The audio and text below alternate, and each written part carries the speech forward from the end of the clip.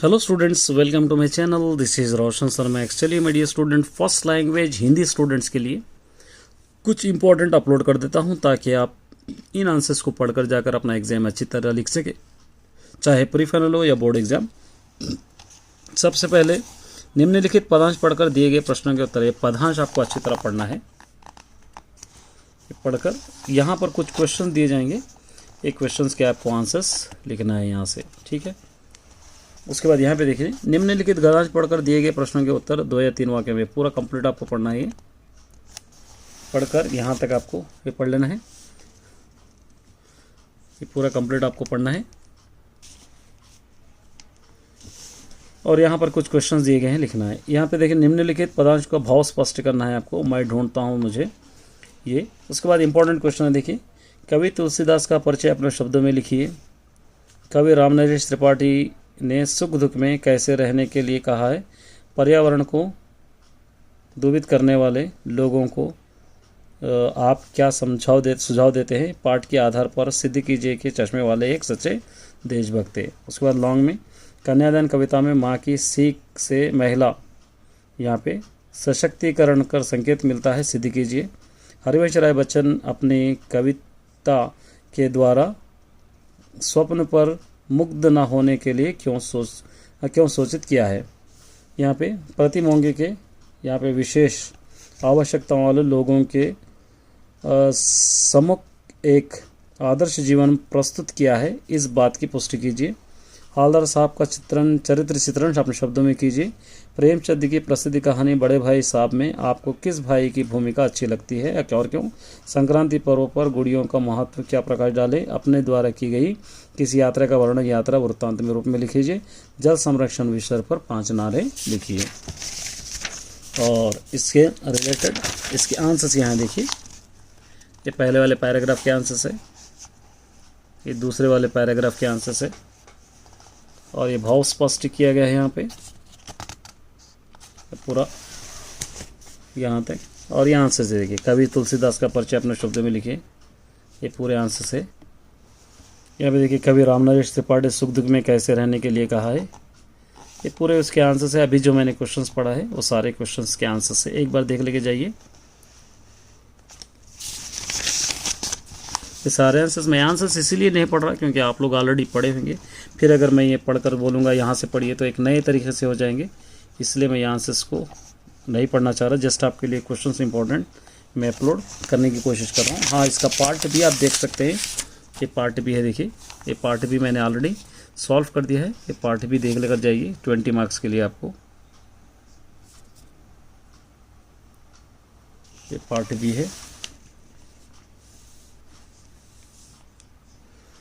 20 marks के लिए आपको पार्ट भी दिया जाएगा। एक और पेपर है, देखिए। एक और पेपर देख लेके जाइए। दोनों पेपर अगर पढ़ेंगे तो आपको बेहतर होगा। यहाँ पर ये पढ़ना है, पढ़कर इसके क्वेश्चंस दिए जाएंगे, क्वेश्चंस के आंसर्स लिखना है। यहाँ से आपको ये पूरा पैराग्राफ पढ़ना है। यहाँ पर से इसके क्वेश्चंस दिए जाएंगे, क्वेश्चंस के आंसर्स आपको लिखना है। ये पदांश पढ़कर भाव स्पष्ट करना और इसके क्वेश्चंस यहाँ देखिए। रीतिकाल के प्रमुख कवि पद्माकर जी का जीवन परिचय अपने शब्दों में लिखिए। लेखक स्वयं प्रकाश जी के जीवन और साहित्य के बारे में लिखिए। सुंदर भारत कविता में कवि ने नदियों के चंचल और आकाश को अचंचल क्यों कहा है। बाढ़ की पहचान कविता का संदेश अपने शब्दों में लिखिए। लॉन्ग में, कन्यादान कविता के द्वारा कवि ने नारी समाज को सचेत करने का प्रयास किया है, किस प्रकार किया है। राम लक्ष्मण परशुराम संवाद पाठ में आप किस चरित्र से अधिक प्रभाव हुए हैं। उसके तरह प्रीति मोंगे जी ने बच्चों के लिए अपना संदेश किस प्रकार दिया है। देश की सेवा और रक्षा करने देश की निवास करने वाले प्रत्येक व्यक्ति का कर्तव्य है। नेताजी का चश्मा पाठ से आधार पर इस कथन पर पुष्टि कीजिए। गुड़ियों का त्यौहार पाठ के मुख्य पात्र वेंकटराव की चालाकी के अपने आपको क्या सीख मिलती है। मंगल लोकवासियों और भूलोकवासियों का स्वभाव में क्या अंतर है। मेरा प्रिय पर्व विषय पर एक निबंध लिखिए। हेलमेट बनाने वाली कंपनी की बिक्री बढ़ाने के लिए एक विज्ञापन तैयार कीजिए। और इसके बाद इसका एक पार्ट भी है, देखिए। मैंने ऑलरेडी सॉल्व कर दिया है। ये पार्ट भी देख लेकर जाइए ताकि आपके इससे बहुत सा सुविधा बेनिफिट हो जाएगा।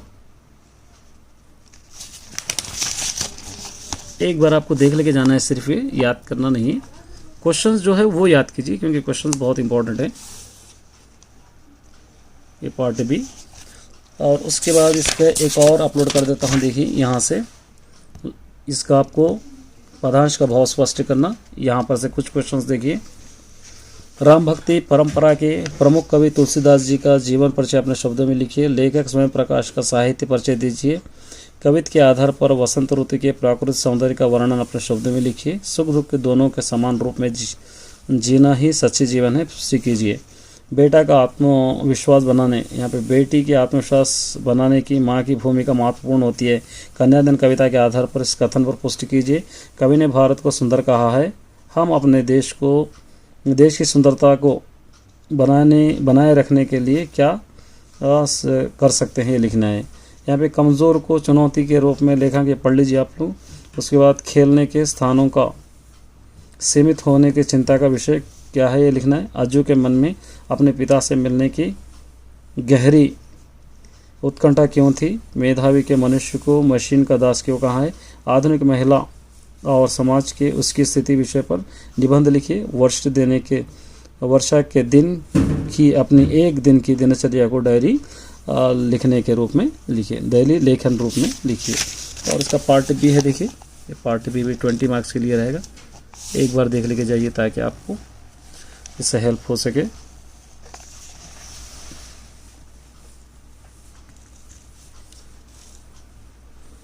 ये पार्ट बी थी। All the best my dear students.